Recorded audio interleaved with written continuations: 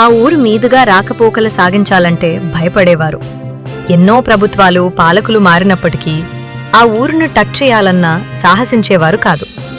కాని వారిని ఎదిరించి, ఒప్పించి, మెప్పించి ఆ ఊరిను సుందరంగా తీర్చిదిద్దిన ఏకైక నాయకుడు శ్రీకాకుళం నియోజకవర్గ శాసనసభ్యులు గొండు శంకర్కే సాధ్యమైంది.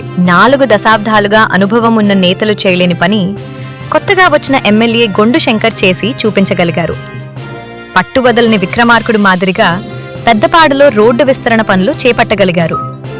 4 దశాబ్దాలుగా విస్తరణకు నోచుకోని పెద్దపాడు నుంచి రామలక్ష్మణ జంక్షన్ రోడ్డుకు ఇప్పుడు సెంటర్ డివైడర్, సెంట్రల్ లైటింగ్, వెడల్పాటి రోడ్లు ఉన్నాయి.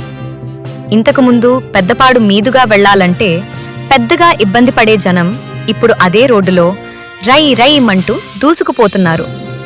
ఎమ్మెల్యే గొండు శంకర్క కృషి మూలంగా జాతీయ రహదారి నుండి శ్రీకాకుళం నగరానికి కలిపే ఈ రోడ్లు విస్తరణ ప్రక్రియ పూర్తి కావడంతో పాటు కేంద్ర, రాష్ట్ర మంత్రులు చేతుల మీదుగా ప్రారంభమైంది కూడా.